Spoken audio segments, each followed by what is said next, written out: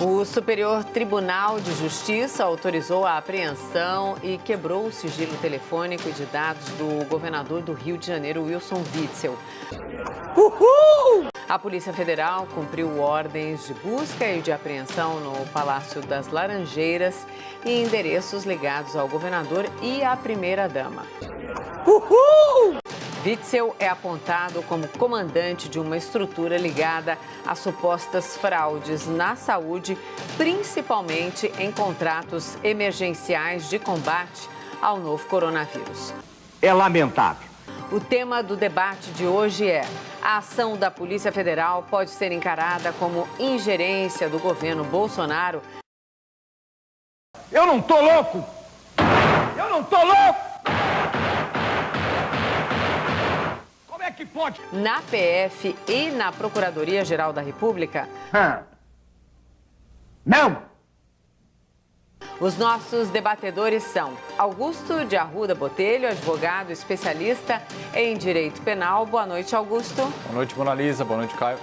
E Caio Coppola, bacharel em direito e comentarista político. Olá, Caio. Boa noite. Boa noite, Mona Lisa. Boa noite, doutor Augusto. Boa noite ao espectador da CNN.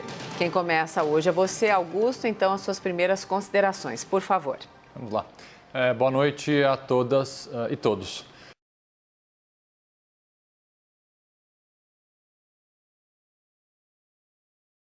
O tema do debate de hoje pode ser bastante amplo. Para facilitar minha abordagem, eu vou tentar dividi-lo em alguns pontos diferentes. O primeiro deles é que a tentativa de se obter ganhos financeiros com a pandemia, a justiça criminal não é palco para se fazer política, para se perseguir inimigos ou para proteger amigos. Vamos então às suas primeiras considerações. Caio, por favor. Mona Lisa, eu peço licença aí para me alongar um pouco nessa fala inicial. É claro. Porque, infelizmente, o debate público está enviesado por elites que têm um objetivo político muito claro, né? Que é desgastar a presidência e enfraquecer o governo federal a todo tempo e a qualquer custo. Num escândalo como esse, né, sem precedentes, que envolve corrupção milionária no alto escalão do governo do Rio de Janeiro em tempos de pandemia, o noticiário é dominado por especulações sobre uma possível interferência do presidente da República em investigações policiais frutíferas, diga-se de passagem. Graças a Deus, essa inversão de valores ela não encontra eco na sociedade brasileira. O povo sabe muito bem que o assunto mais importante não é a operação policial em si, mas os fatos e as pessoas que ela investiga. Priorizar as circunstâncias de uma investigação legal em detrimento dos crimes que ela apura é jogar uma cortina de fumaça entre o público e o verdadeiro problema. Dói muito atestar que, mais uma vez, o jornalismo brasileiro se recusa a direcionar aí o seu poder de fogo contra os reais vilões dessa nação, esse bando de corruptos que parasita o Estado. E a imprensa enviesada tem, sim, responsabilidade por ação, por omissão, no que será conhecido como Covidão. Esses esquemas milionários de corrupção que pegaram carona na pandemia. A imprensa passou meses incensando e dando palanque a governadores autoritários, que só sabem multar, só sabem prender. Meses aceitando passivamente violações às liberdades individuais e invasão de competência entre poderes. Meses, isso aí desde o carnaval, varrendo para debaixo do tapete a negligência, a irresponsabilidade e a incompetência dos gestores públicos municipais e estaduais na linha de frente do combate à Covid-19. Então, essa adulação à tirania é uma vergonha nacional. E você, jornalista engajado, faça um exame de consciência. Faz sentido puxar saco de ditadores enrustidos que já saíram do armário para combater um fascista imaginário que provavelmente só existe debaixo da sua cama? Isso é militância juvenil, travestida de jornalismo para adulto. Mas engana pouca gente, não é à toa que a crise financeira assola as redações desde muito antes da pandemia. Bom, mas retomando aqui meu raciocínio, a verdadeira discussão é o Covidão. Só que por amor ao debate, e em respeito à questão formulada, vamos então, em menos de 2 minutos aí, desconstruir horas de programação televisiva destinada a desinformar a audiência. A pergunta é muito clara. A ação da Polícia Federal pode ser encarada como ingerência do governo Bolsonaro na Polícia Federal? E a resposta é não, claro que não pode. A Polícia Federal, a gente já falou isso aqui, é uma organização de excelência que garante autonomia e estabilidade aos seus quadros. Todas as notas oficiais ou de associações de profissionais da PF reiteram essa independência funcional. O ex-ministro da Justiça e o ex-delegado-geral da Polícia Federal confirmaram em depoimento oficial que o presidente da República nunca interferiu em investigações policiais. Portanto, o histórico recente depõe a favor do presidente da República. Mas o argumento definitivo é a cronologia dos fatos. A investigação que ensejou essa operação da Polícia Federal é de meses atrás, é anterior, inclusive, à demissão do ex-ministro da Justiça e às trocas no comando da PF. Em 4 de abril, a subsecretaria, na verdade, da Saúde, a subsecretária, ela ficou descontente com os gastos da pasta e foi exonerada pelo governador. Daí, em 11 de abril, o subsecretário executivo da Saúde foi afastado pelo secretário de Saúde do Estado, isso depois de denúncias de má gestão e contratação fraudulenta. Em 7 de maio, aquele mesmo subsecretário executivo afastado foi preso por suspeita de participação em organização criminosa que superfaturava contratos de natureza emergencial. Essa operação ela foi executada pelo GAEC, que é o Grupo de Atuação Especializada no Combate à Corrupção, grupo esse vinculado ao Ministério Público do Rio de Janeiro. E em 16 de maio, o governador Wilson Witzel ele passa a figurar no inquérito aberto pela Polícia Civil do Rio de Janeiro, levado ao Superior Tribunal de Justiça em razão do foro privilegiado do governador. Então, todos esses fatos são de domínio público. Qualquer pessoa que conectasse os pontos poderia dizer, inclusive, que uma operação seria deflagrada em breve, tendo como alvo o governo do Rio, incluindo uma deputada federal minimamente informada. E, além disso, em 14 de maio, o governador foi mencionado no âmbito da Lava Jato, já que o doutor citou aqui, que levou a Operação Favorito, que, por sua vez, ensejou o pedido de busca e apreensão pelo Ministério Público Federal. E agora, finalmente, 26 de maio, a Polícia Federal, com autorização do ministro Benedito Gonçalves, que foi elogiado aqui, do Superior Tribunal de Justiça, a segunda mais alta corte do Poder Judiciário, realizou as ações de busca e apreensão com base nas fundadas suspeitas de que Witzel e sua esposa podem estar envolvidos nesse escândalo de corrupção em tempos de pandemia. Então, eu pergunto ao espectador da CNN, onde está o presidente da República nessa história? Esse enredo ele se desenvolveu na Secretaria de Saúde do Estado do Rio de Janeiro, no Palácio da Guanabara e das Laranjeiras, na Polícia Civil Fluminense, no Ministério Público do Rio de Janeiro, no GAEC, no Superior Tribunal de Justiça, no Ministério Público Federal e teve uma contribuição singela da Polícia Federal que devia ser aplaudida e não criticada ao levar a lei à casa dos poderosos. Então eu repito a pergunta, onde está a interferência do presidente nesse episódio? A não ser na cabeça obcecada de militantes que abandonaram a razão em nome das suas paixões e dos seus interesses políticos. Caralho, o maluco é brabo. Porra! Mano, tu é um guerreiro. Se tu vier aqui, eu boto do meu lado aqui, sentado aqui, todo o programa aqui pra falar sobre isso aí. Porque tu é um cara... Tu é um mito. É um mito! Vamos então ao debate. Augusto e Caio, por favor. Bom, inicialmente eu gostaria... ao contrário do meu debatedor, ao invés de atacar a imprensa, me solidarizar a imprensa, principalmente com os veículos de comunicação que tiveram que abandonar a cobertura na porta do Palácio do Planalto. Caralho! Porque aquele ambiente não mais consegue dar condições mínimas de segurança para jornalistas acompanharem o presidente. Então, ao contrário de ataque, é a minha solidariedade a todos da imprensa brasileira. Com relação ao tema específico, vamos lá. Realmente, a minha fala inicial deixa bem claro, eu não tenho como afirmar categoricamente uma interferência, mas eu tenho elementos para sugerir a possibilidade desta interferência. Sim. E também, assim como o Caio fez uma cronologia na fala inicial dele, cronologia essa que está bastante acurada, Caio. De fato, essa investigação ela não começa do dia para a noite, a sua pesquisa foi bastante bem feita. A minha cronologia é um pouco diferente, ela não trata especificamente da operação deflagrada hoje, e sim de fatos, falas e atos que podem sugerir, sim, uma influência, uma ingerência do governo federal na deflagração da operação de hoje. O primeiro e mais importante deles é quando o presidente fala por diversas vezes que vai interferir na Polícia Federal. De fato, ele vai lá e interfere, mudando o diretor-geral e o superintendente do Rio de Janeiro. Posteriormente a isso, é divulgado um vídeo que nós já discutimos aqui, do dia 22, em que uma ministra de Estado, Damares, fala que vai pedir a prisão de prefeitos e governadores e que seu ministério vai pegar pesado. E aí vem, então, uma nota publicada hoje pela Federação Nacional de Policiais Federais dizendo o seguinte: sobre as suspeitas de que a deputada Carla Zambelli foi informada antecipadamente da operação, é conhecido e notório o vínculo da parlamentar com a Associação de Delegados. Esse laço se demonstra pela participação de Zambelli em eventos, vídeos e homenagens. A FENAPEF defende a apuração com responsabilidade e profundidade sobre a possibilidade de que esse vínculo possa ter sido utilizado para a obtenção de alguma informação privilegiada. Volto à minha fala inicial. Não tenho como afirmar categoricamente a influência do presidente ou do governo federal nesta operação de hoje. Mas, ligando os fatos e vendo como a operação foi deflagrada, suspeitas, no mínimo, existem aos montes.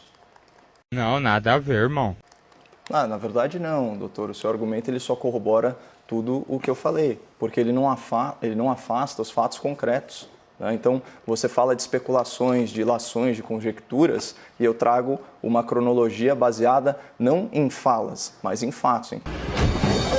Então, de novo, né, o standard da prova está muito diferente também. Gostou dessa do standard Eu gostei, da prova?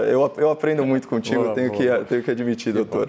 Agora, é o seguinte, bom, eu não vou ficar aqui passando pano e sendo corporativista com a imprensa, apesar de nós, de certa forma, fazermos parte dela. Né? Eu só peço que você não confunda críticas fundamentadas com ataques. São coisas muito diferentes. E aí, no nosso caso, seria até uma autocrítica raríssima, né? E necessária. Como eu disse, a crise financeira ela antecede a pandemia nas redações. E não é à toa. As pessoas começam a perceber que o jornalismo contemporâneo, né, ao invés dele narrar os fatos para que as pessoas extraiam as suas conclusões, ele narra as suas conclusões em detrimento dos fatos. Mas, enfim, sobre algumas observações que você fez a respeito do senhor Paulo Marinho, que eu saiba, né, a denúncia dele se refere a um momento anterior à posse do presidente da República e a gente sabe que, nesse caso, o presidente é protegido constitucionalmente desse tipo de investigação, embora eu ache que vale, assim, a pena a gente ir a fundo caso alguma ilegalidade tenha sido cometida. E no caso da deputada federal, né, a senhora Carla Zambelli, ela que se explique se houver informações privilegiadas, ainda mais com essa denúncia que você trouxe aqui para o espectador da CNN, dessa proximidade com a Associação de Delegados. Na verdade, só para que não fique injusto, na verdade, eu reli uma nota da Federação Nacional de Policiais Federais que foi divulgada no site. Eu não estou fazendo afirmação nenhuma. Você tem um teor de denúncia. Sim. Basta que se apure. Né? Agora, percebam que a gente está discutindo a diferença entre atos oficiais de instituições independentes. Imagina, falar que teve interferência do presidente da República, né, num ato que depende da autorização do Superior Tribunal de Justiça é um tremendo absurdo. Eu concordo com você. Porque o Poder Judiciário ele é totalmente independente. Por isso, a minha crítica é justamente ao teor do debate. Eu tenho certeza, né, e a sua fala inicial, nesse sentido, foi muito bela e de repúdio total, né, à corrupção com a agravante do momento que nós estamos vivendo. Então, esse deveria ser o cerne da cobertura jornalística. É para aí que os canhões, né, as tintas pesadas da imprensa tinham que ser carregadas, não na desconstrução do governo. E quando a gente fala de Covidão, e aqui eu peço licença para entrar num campo um pouco mais amplo da análise política, a gente tem que analisar como que as elites brasileiras estão atuando nesse sentido. Eu sempre falo, a elite política, né, tanto no Congresso quanto nos estados, aí você tem a elite judicial ou judiciária, né, e aqui estou me referindo especificamente ao Supremo Tribunal Federal, né, e também as elites midiáticas, né, com essa cobertura enviesada do governo federal. É o seguinte, quando você vai para o Congresso, você tem a aprovação da lei da pandemia e aqui, para quem estiver mais interessado, leia um artigo 4º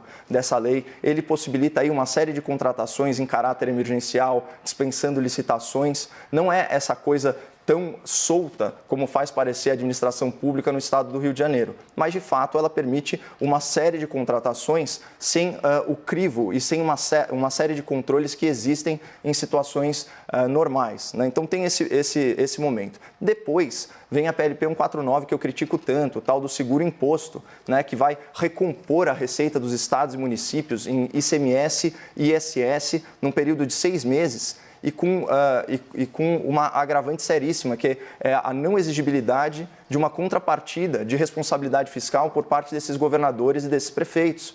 Então você cria aqui uma tempestade perfeita é quase como colocar raposas no galinheiro. Você dá para o prefeito e para o governador que seja mal intencionado a possibilidade de contratar sem licitação, certo? Então, sem dar grandes satisfações e sem se preocupar com gastos, porque ele sabe que a principal fonte de receita dele, né, vai ser coberta pelo governo federal, que, por sua vez, fica preso, né, numa camisa de força orçamentária. E aí, na outra ponta, a ponta judicial, o STF ele vai privilegiar um decreto desse prefeito, um decreto desse governador, em detrimento da lei federal da pandemia. Então, você tem o atropelo de uma série de garantias individuais, né, que está regendo, vamos dizer assim, as normas, as novas regras durante essa pandemia. Então, quando a gente pensa no Covidão, é uma coisa muito mais ampla. E o que me impressiona é o outro aspecto, né, que eu falei das elites midiáticas. É uma imprensa que devia estar vigilante, que devia estar fiscalizando, né, essas contratações, ela ser muito tímida na hora de falar do superfaturamento dos aventais em São Paulo, da compra suspeita dos respiradores da China, esse tipo de coisa. E aí você tem esses escândalos. Olha quanto tempo de pandemia a gente já está, 3 meses. O contrato lá, os gastos da Secretaria de Saúde do Rio de Janeiro, quando eu vi o número de 10 de abril, portanto, há mais de um mês, eles já estavam totalizando R$1 bilhão, mais de 800 milhões de reais iam para a mesma operadora, que estava, para a mesma empresa, organização social, na verdade, que estava proibida de contratar na cidade do Rio de Janeiro.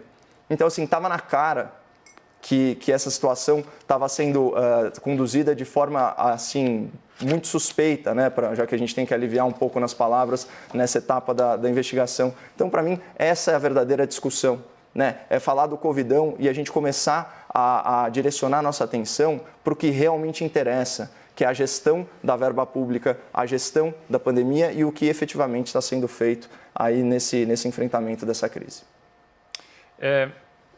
Deixa eu só fazer um fechamento sobre a questão da operação. Eu tenho realmente divergências técnicas com a decisão do STJ de hoje, que acho que não vale a pena a gente ficar descendo em detalhes das divergências técnicas que eu tenho com essa decisão. Mas, de fato, ela passou pelo crivo do Ministério Público Federal, ela passou pelo crivo do Superior Tribunal de Justiça. O que me causa, vamos dizer assim, mais uma sugestão para uma possível interferência é principalmente, Caio, o timing da deflagração dessa operação no momento em que nós temos reiteradas falas do governo federal de tentativa de interferência na Polícia Federal e de perseguição a governadores e prefeitos. Se essa operação acontecesse... Eu vou discordar de você pegando, por exemplo, os jornais de hoje. Há uma matéria na Folha de São Paulo de uma página inteira trazendo diversas informações extremamente importantes sobre a compra feita pelo governador João Dória, do estado de São Paulo, de ventiladores que até agora não chegaram. Então, há todo um desenrolar dessa matéria, uma matéria investigativa. Sei. Dentro da China. Então, há vários intermediadores que muitas vezes atrapalham nessa negociação. Então, essa matéria de uma página inteira da Folha de São Paulo explica isso. Como também a imprensa procura outras coisas relacionadas ao uso indevido do dinheiro público, como, por exemplo, a esteira do Mourão. Um edital ontem... do governo para comprar uma esteira que o modelo tem que ser especificamente assim, hein, ó. Tela touchscreen de alta definição, internet, TV, cursos interativos. Eu não consegui entender o que uma esteira tem com cursos interativos, mas o valor da esteira do Mourão ficou estimado em R$ 44.034,52, mas eu gostei de uma parte aqui, já vem com a instalação incluída, tá? Pelo menos. Como também o cartão corporativo do presidente da República, que no mês passado... A situação da pandemia que nós estamos, que os preços estão comprando. Não estou aqui passando pano para gestor público nem para eventuais desvios que estejam acontecendo. Eu estou trazendo, por exemplo, a informação de que o Exército comprou matéria-prima da cloroquina por 6 vezes a mais do que comprou no passado. Isso é um indicativo de que houve alguma irregularidade ou só porque foi sem licitação houve alguma irregularidade? Muito provavelmente não. É que, infelizmente, pessoas se aproveitam desse momento para ganhar mais dinheiro. Que é essa minha crítica inicial que eu fiz, tanto de autoridades públicas quanto privadas. E quando eu fui ler uma série de matérias da imprensa internacional, uma das grandes críticas feitas eram os intermediadores que entram nesses negócios para ganhar uma comissãozinha desses negócios. É realmente o fim da picada. Eu queria retomar o início da sua fala, foi bem humorado, inclusive, sobre timing, né? Você falou, minha crítica é em relação ao timing do negócio. Então... mais uma não. Enfim, eu também tenho uma crítica. Eu acho que a operação está atrasada, doutor. Está atrasada. Eles deixaram a raposa muito tempo no galinheiro lá, né? Eu acho que essa é a crítica que tem que ser feita. Como eu disse, a gente já está aqui há mais de 100 dias de pandemia. Né? Olha quanto, contrataram mais de R$1 bilhão. É muita coisa. E o mais importante é a gente se perguntar objetivamente quem poderia, em ato oficial, influenciar nesse timing. Porque a gente está falando aqui de instituições, né, de reputação ilibadíssima, né? Ministério Público Federal, Polícia Federal, Superior Tribunal de Justiça. Então, quais desses agentes foram pressionados?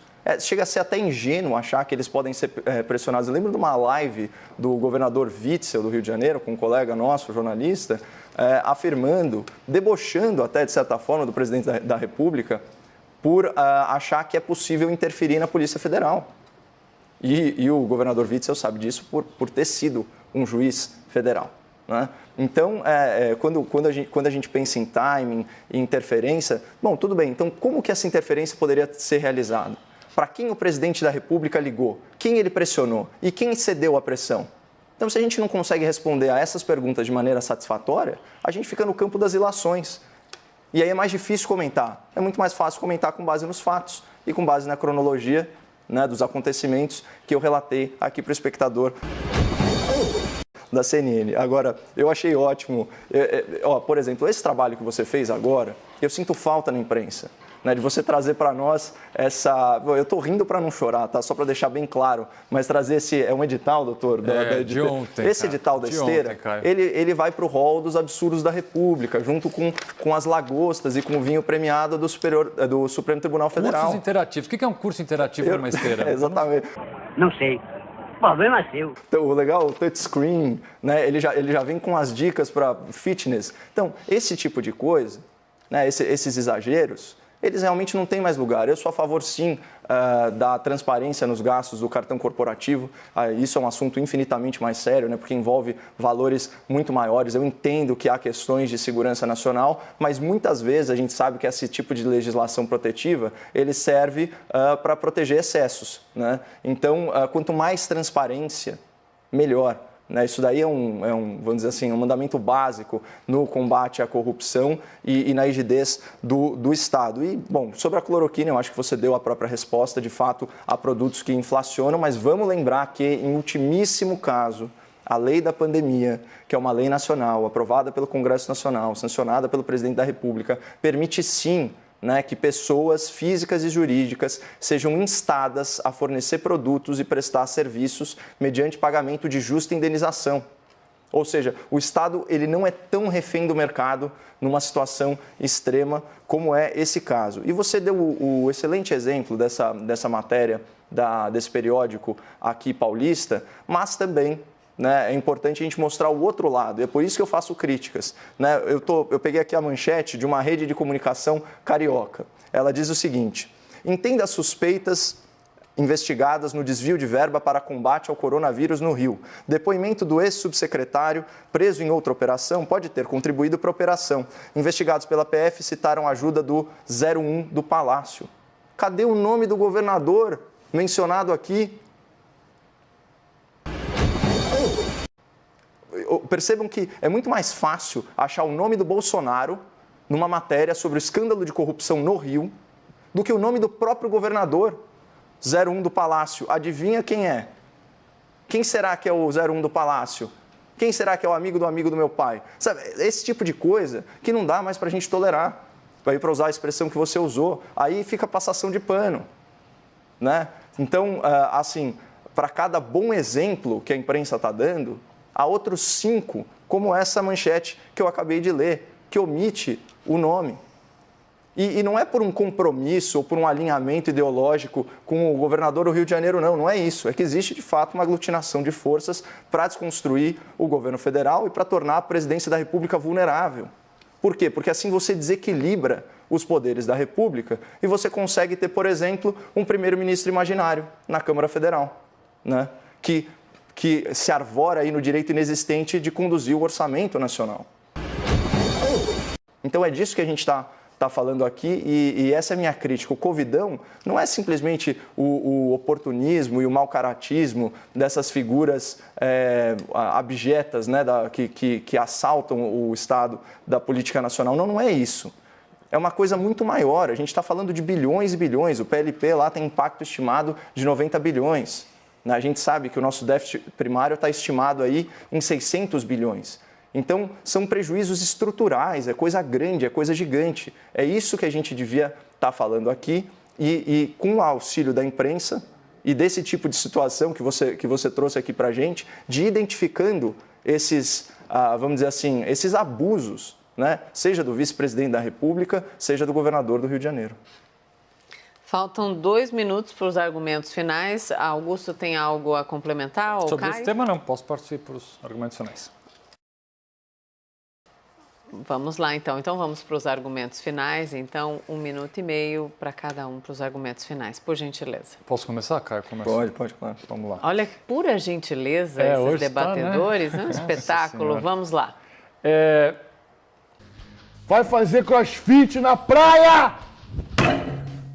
Hoje, com essa decisão do Superior Tribunal de Justiça e com outras várias decisões tomadas ao longo do dia, como, por exemplo, a oitiva de ministros de Estado perante o Supremo Tribunal Federal, a instalação de novos inquéritos no âmbito também do Supremo Tribunal Federal, o protagonismo do Judiciário chega a níveis bastante perigosos dia após dia. E por que eu digo perigosos? Porque o Judiciário não deve ter esse protagonismo de enfrentar, de investigar e de julgar eventuais desvios? Não. Mas quanto mais aumenta o protagonismo do Judiciário, mais ataques, a maioria deles injustos, são dirigidos a ministros, a desembargadores e a juízes, para que ele seja protegido, dada a importância para o Estado Democrático de Direito e para a democracia que ele representa. Seus argumentos finais, Caio, por favor. Mona Lisa, na verdade, eu peço licença aqui para usar esse espaço dos argumentos finais para fazer uma errata, né? Ontem chegou ao meu conhecimento uma nota oficial da Polícia Militar aqui do Estado de São Paulo, descrevendo um procedimento que eu reputo como muito válido, muito pertinente, né, de homenagem aí aos soldados, aos oficiais que caem em serviço, né? E eu descobri que é hábito, né, geralmente nos quartéis e agora, em razão aí das novas condições sanitárias, também nas ruas, deles prestarem continência, né, em homenagem a esses membros da corporação que morrem em serviço. E esse foi o caso no último domingo. Então, quando nós vemos aí muitas vezes policiais prestando continência para as pessoas nas ruas, isso na verdade é uma homenagem, né, aos seus colegas, aos seus pares. Então, como eu não tenho compromisso com erro e eu veiculei uma informação imprecisa, peço desculpas aí ao espectador da CNN, agradeço também aos policiais que se manifestaram aqui nesse sentido e entraram em contato comigo e reforço aqui, da mesma forma que o Dr. Augusto, eu tenho verdadeiro apreço pelo Judiciário, por incrível que pareça. O meu problema é só com a alta cúpula e também com as forças policiais. Tive parentes lá atuando nelas e também as forças do Exército.